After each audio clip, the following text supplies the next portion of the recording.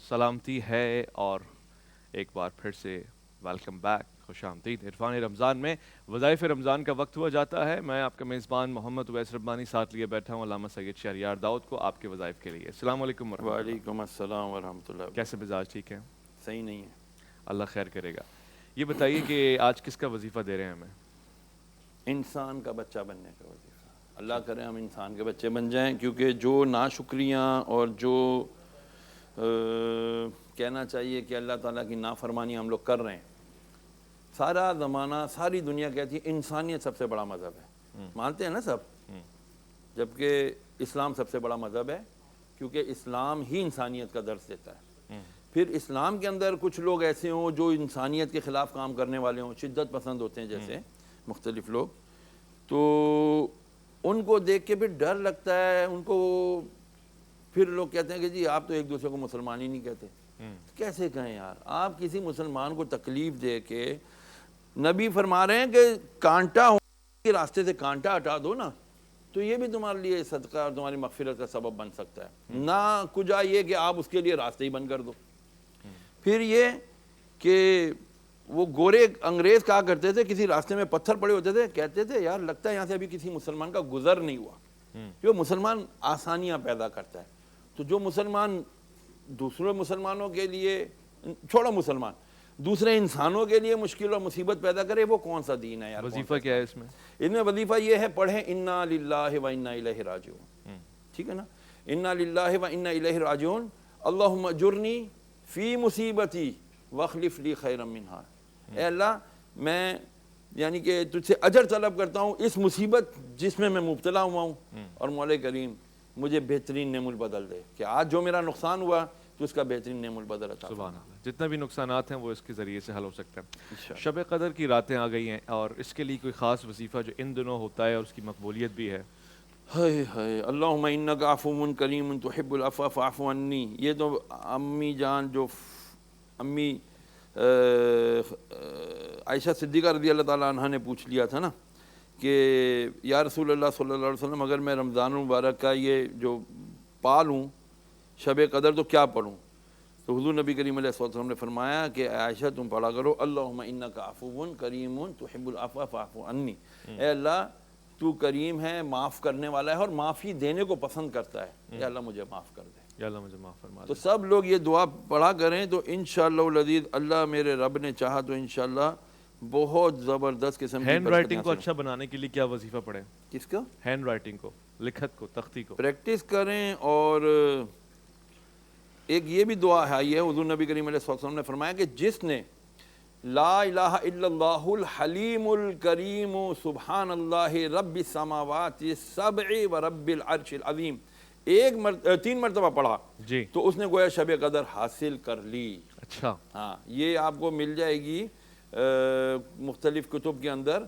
حضور نے جو شب قدر کی دعائیں ارشاد فرمائیں اس کے اندر سے ایک دعا ہے، ٹھیک۔ لا الہ الا اللہ الحلیم الکریم سبحان اللہ رب السماوات السبع و رب العرش العظیم۔ یہ 3 بار پڑھیں، انشاءاللہ اس کی برکتیں ہوں گی۔ آقا علیہ السلام کا فرمان ہے، اس کو شب قدر حاصل ہو گئی، اور شب قدر 84-83 سال 4 مہینے بڑی کی بات، عبادت سے افضل ہے انشاءاللہ۔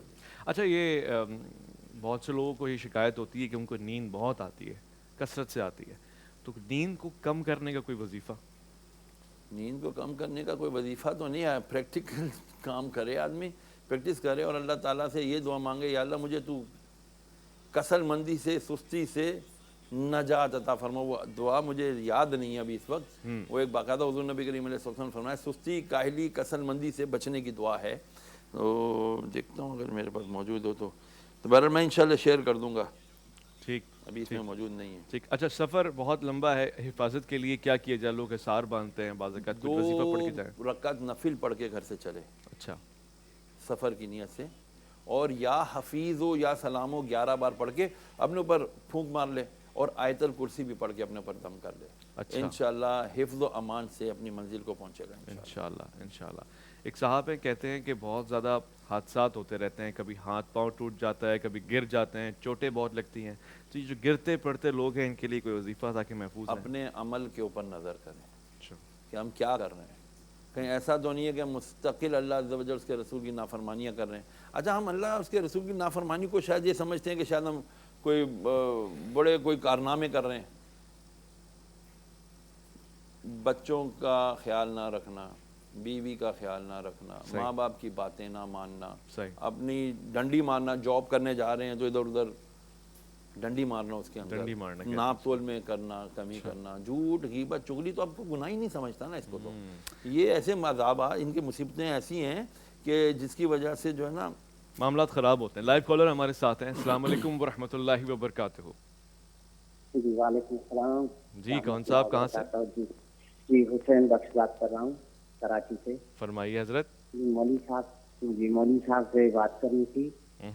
اس سے معلوم کرنا تھا, میری ماں کا انتقال ہو گیا ہے, اس کے لیے دعا کروانی تھی. ٹھیک ہے. ہمارے بزرگ تھے, ہمارے گاؤں کے زمیندار تھے حاجی علی نواز کنور, اور اس کے بیٹے شاہ نواز کنور, اس کے لیے دعا کرانی تھی مقصد. ٹھیک ہے, دعا کروا دیجیے گا. بس اب ان کی والدہ کے لیے اور تمام لوگوں کے لیے مغفرت کی دعا اگر ہو جائے. اللہ الحمدللہ رب العالمین الرحمن الرحیم مالک یوم الدین ایاک نعبد و ایاک نستعین اهدنا الصراط المستقیم صراط الذین انعمت علیہم غیر المغضوب علیہم ولا الضالین آمین. یا اللہ ہم نے سورہ فاتحہ پڑھی, اس کا ثواب پیارے آقا علیہ الصلوۃ والسلام کی بارگاہ بے کس پناہ میں ہدیۃً تحفۃً پیش کر دے, قبول فرما.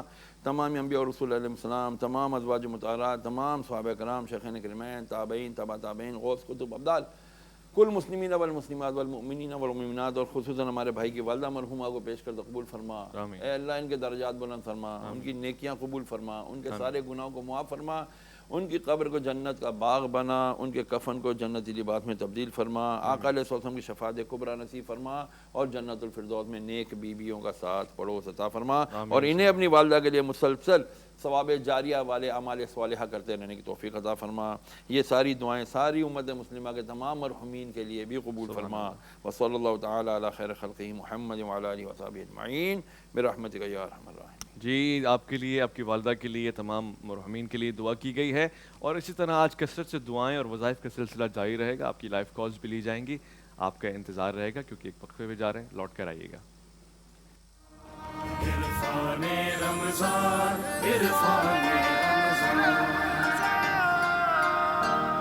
کے حوالے سے گفتگو ہو رہی ہے عرفان رمضان میں. آپ کی کالز اور آپ کے واٹس ایپ میسیجز بھی آتے رہتے ہیں.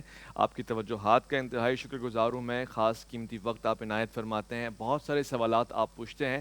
کچھ سوالات عمومی ہوتے ہیں, یعنی ایک بندے کا جواب سب کے لیے جواب بن جاتا ہے, لیکن کچھ سوالات خاص ہوتے ہیں, آپ کے اسپیشل کیسز کو کیٹر کرتے ہیں, وہ بھی ہم لوگ یہاں پہ لیتے ہیں. اس میں کوئی شرم و عار نہیں ہے. پروردگار نے ہمیں توفیق دی ہے, اور اگر ہم آپ کے کوئی کام آ سکیں گے تو ضرور آئیں گے. علامہ سید شہریار داؤد صاحب, ایک بڑا سوال ہے, اور یہ سوال بیٹی کا نہیں ہے, لڑکی کا نہیں ہے کہ میرے رشتے نہیں آتے. یہ سوال باپ کا ہے کہ ایک لڑکی جب پیدا ہوتی ہے تو اس دن سے باپ کو یہ فکر ہو جاتی ہے کہ اس کے اچھے گھر میں اس کا بیاہ ہو جائے, اور پھر جو ہمارے یہاں ضروریات ہیں, جہیز اور یہ ساری چیزیں, تو وہ کون سا ایسا وظیفہ پڑے کہ بیٹی کے سامنے عزت رہ جائے. ایک جملے کی آپ اصلاح کریں, جو ہمارے یہاں ضروریات ہیں, ضروریات نہیں ہیں, وہ لغویات ہیں. صحیح جو ہم نے بنا لیا ہے. میں تو کہتا ہوں ایک شادی بناؤ, شادی کا نعرہ لگاؤ اور آسان کرو. اور مجھے بتاتے ہوئے بڑا فخر محسوس ہو رہا ہے الحمدللہ. ہم نے گزشتہ 3-4 مہینوں میں 3 شادیاں کروائی ہیں بالکل سادگی کے ساتھ, جو شریعت اور اس کے احکامات ہیں اس کے مطابق. اب رہی یہ بات کہ جب بیٹی پیدا ہوتی ہے ماتھے پہ بل آ جاتے ہیں کہ یار اب یہ ہو گئی ہے, 10-20 لاکھ روپے کا خرچہ آ گیا, اس کی شادی بھی کرنی ہے. تو پہلا تو ایسی سوچ کو ہی میں کہتا ہوں دفع کرنا چاہیے. یہ سوچ نہیں ہونی چاہیے, کیونکہ بیٹی آئی ہے تو اللہ تعالیٰ نے جو بھی جان آتی ہے اللہ اس کا رزق, اس کا نصیب اس کے ساتھ بھیجتا ہے. تو بندے کو اللہ کے اوپر بھروسہ رکھنا چاہیے. اور اللہ عز و جل کے قرآن مجید پاک کلام میں یہ حسبی اللہ و نعم الوکیل, آپ یہ کثرت سے پڑھیں. میں نے اپنا حساب اپنے وکیل کو دے دیا ہے, اور میرا اللہ بہترین وکیل ہے. ہم وکیل کرتے ہیں نا جج کے کورٹ میں, وکیل ہمارا کیس لڑتا ہے. تو اچھا منصف کون ہے؟ اللہ. وکیل بھی ہم نے اللہ ہی کو کر لیا. اب بتاؤ, اللہ عز و جل خود ہی جج بھی ہے, خود ہی وکیل بھی ہے, تو ہمارا برا کیسے ہوگا؟ تو اس کو پکا مانے, حسبی اللہ و نعم الوکیل, روزانہ ایک تسبیح پڑھا کریں. سبحان اللہ. جی السلام علیکم ورحمۃ اللہ. السلام علیکم ورحمۃ اللہ. وعلیکم السلام. کون صاحب کہاں سے؟ جی احمد والد ہوں, کراچی سے. فرمائیے. سر میرا سوال کرنا تھا کہ دعا کے بارے میں, کہ وظائف کے بارے میں قرآن و حدیث میں کہاں موجود ہے کہ وظائف ہٹایا ہو کہ اب وظائف ہے ہی؟ قرآن و حدیث میں کہہ رہے ہیں کہاں موجود ہے وظائف کا کیا جانا؟ کہیں ہے ایسا اشارہ؟ صحابہ کرام آ کر جو سوال کرتے تھے وہ کیا تھے؟ اور حضور جو فرماتے تھے تم تسبیحات پڑھ لو، فرشتوں کی تسبیح کیوں نہیں پڑھتے؟ پھر یہ کیوں فرمایا حضور نے کہ بھائی تو ایک نے کہا کہ یا رسول اللہ میری روزی تنگ ہو گئی ہے، تو حضور نے یہ کیوں فرمایا تو نے اپنے والدین کے لیے، لگتا ہے تو نے اپنے والدین کے لیے دعائے مغفرت کرنا چھوڑ دیے، دعائے مغفرت کا وظیفہ دے دیا۔ اچھا پھر یہ کیوں فرمایا کہ تم جو ہے نا آیت الکرسی پڑھ لیا کرو، تمہارے ہر چیز کی حفاظت ہو جایا کرے گی۔ ابو ہریرہ کے ساتھ تو پورا واقعہ پیش آیا ہے، یہ وظیفہ نہیں تو اور کیا ہے؟ ہم نے نام وظیفہ رکھ دیا ان کا۔ یہ ان کے جو ریچولز جسے ہم کہتے ہیں، ان کی عام روٹین کی لائف کے اندر یہ سب چیزیں تھی۔ سبحان اللہ ہے، الحمدللہ ہے، لا الہ الا اللہ، یہ جو حضور نے تسبیح فاطمی دی یہ کیا ہے؟ یہ وظیفہ نہیں ہے۔ اب اور کیا قرآن اور حدیث بتاؤں میں آپ کو بھائی؟ ماشاءاللہ۔ ایک اور کالر ہیں، السلام علیکم ورحمۃ اللہ۔ السلام علیکم۔ ہلو جی السلام علیکم، کون؟ جی ہیلو السلام علیکم۔ وعلیکم السلام۔ جی جی فرمائیے، کون کہاں سے؟ جی میں پروین ملتان سے۔ جی پوچھئے، کیا پوچھنا چاہتی ہیں پروین صاحبہ؟ جی ہم اپنا گھر خریدنا چاہتے ہیں۔ اچھا تو ہمیں 1.5 سال ہو گیا تقریباً کوشش کرتے ہوئے، لیکن ہمارا کوئی اپنا گھر نہیں بن رہا۔ گھر نہیں؟ جب کوئی ایسا مسئلہ ہوتا ہے تو کوئی نہ کوئی رکاوٹ آ جاتی ہے بیچ میں، تو کوئی وظیفہ پوچھنا چاہتے ہیں۔ ٹھیک ہے۔ بسم اللہ یا بدیع العجائب بالخیر یا بدیو، یہ بہترین ہے کہ اے بدی، بدی وہ مطلب اللہ عز و جل کا نام ہے کہ اس کا مطلب ہے کہ جو عدم سے وجود کو لانے والا ہے۔ جی اے اللہ یہ کام بظاہر میرے لیے مشکل ہے، ناممکن ہے، لیکن تو اپنی کوئی ایسی ذات کا ایسا معجزہ دکھا کہ یہ کام میرے لیے آسان ہو جائے، اس میں خیر ہو جائے۔ بسم اللہ یا بدیع العجائب بالخیر یا بدیو، یہ 4-5 اس کے حرف ہیں، یہ پڑھ لیں انشاءاللہ۔ روزانہ ایک تسبیح پڑھ لیا کریں، اللہ کریم کرم کرے گا، انشاءاللہ اپنا گھر ہو جائے گا انشاءاللہ انشاءاللہ انشاءاللہ۔ اچھا بہت سے لوگ یہ کہتے ہیں یہ کام ہم کرنے جا رہے ہوتے ہیں، کوئی مشکل درپیش آتی ہے، بار بار کوئی رکاوٹ آ جاتی ہے، اس کے لیے کیا ہے؟ ہمارے ذہن میں بعض دفعہ یہ بیٹھا ہوا ہوتا ہے کہ یار میں کام کرنے جا رہا ہوں کوئی رکاوٹ نہ آ جائے، جی اور ادھر ہم سوچتے ہیں کوئی رکاوٹ نہ آ جائے، ادھر وہ آ جاتی ہے۔ ہم کہتے ہیں وہ دیکھا بندش ہوئی ہوئی ہے، کسی نے کچھ کرایا ہوا ہے۔ اچھا یہ عموماً وہ لوگ ہوتے ہیں جن کے ایمان معذرت کے ساتھ ذرا کمزور ہوتے ہیں، یا جو کم ہمت لوگ ہوتے ہیں، جن کی ول پاور نہیں ہوتی، ڈیسائسو نہیں ہوتے، ڈیسیشن پاور نہیں لے سکتے،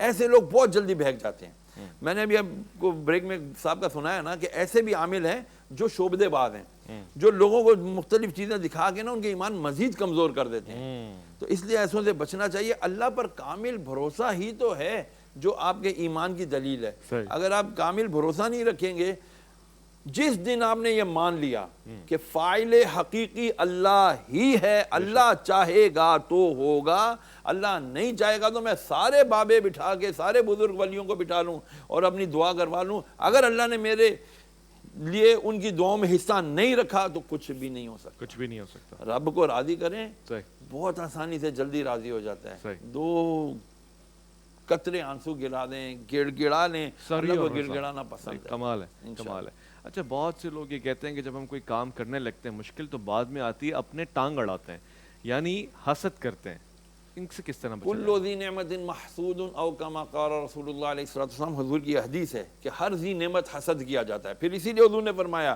کہ اپنی نعمتوں کا بے جا اظہار مت کرو۔ اب میرے پاس یہ ہے، اب میں یوں لے کے گھوم رہا ہوں، شو مار رہا ہوں، نظر تو لگنی ہے نا، نظروں میں ہے نا، ہاں بھائی حرام کماتا ہے تبھی تو اتنا مہنگا فون لیا ہوا ہے۔ ہم یعنی کسی کے بارے میں خوش فہمی رکھنا، خوش فہمی نہیں، کیا بولتے ہیں اسے، خوش گمانی رکھنا ہمیں تو آتا ہی نہیں ہے۔ ہر وقت بدگمانی، اویس اتنے برانی نے یہ والی گھڑی پہنی ہوئی ہے 1.5 لاکھ والی، ابے 2 نمبریاں کرتا ہوگا نا، یعنی ریئل ہے۔ وہ ایک بات کر رہا ہوں نا، تو مطلب ہم فوراً بدگمان ہو جاتے ہیں۔ بدگمانی کتنا بڑا گناہ ہے، جہنم میں لے جانے کے لیے کافی ہے، اکیلا ایک ہی گناہ۔ اللہ ہمیں معاف کرے۔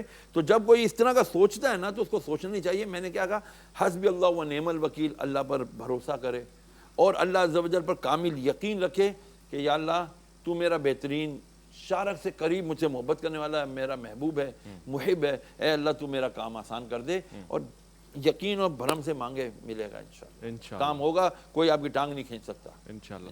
لڑکے کا یہ کہنا ہے کہ سسرال والوں کے سامنے عزت بنانے کے لیے، معیار بنانے کے لیے کیا کیا جائے، کون سا وظیفہ کیا جائے؟ سسرال والے بڑا ناپسند کرتے ہیں، دیگر داماد زیادہ پسند ہے۔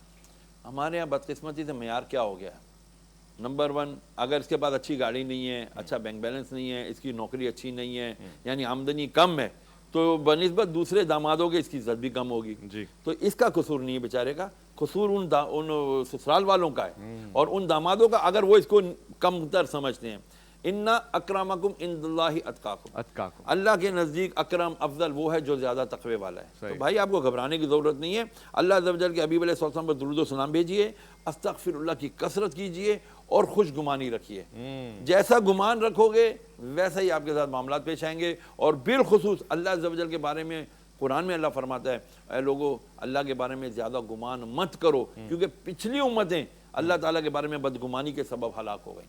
तो आप अल्लाह से अच्छा गुमान रखें, या अल्लाह मैं तेरे नज़दीक अच्छा हूँ ना, तो बस मैं अच्छा हूँ। छोड़ें उनकी इज्जत, क्या कौन क्या इज्जत देगा आपको। हमारे और आपके इख्तियार में होता है, सुबह हम बाइज्जत होते हैं, शाम को हम जलील हो रहे होते हैं। सुभान अल्लाह, सुभान अल्लाह। एक सवाल पूछा गया है, सास हाथ उठाती हैं, ज़ुबान दराजी करती हैं, बदतमीज़ी करती हैं और बाज़ औक़ात तो चप्पल और जूता भी खींच के मारती हैं।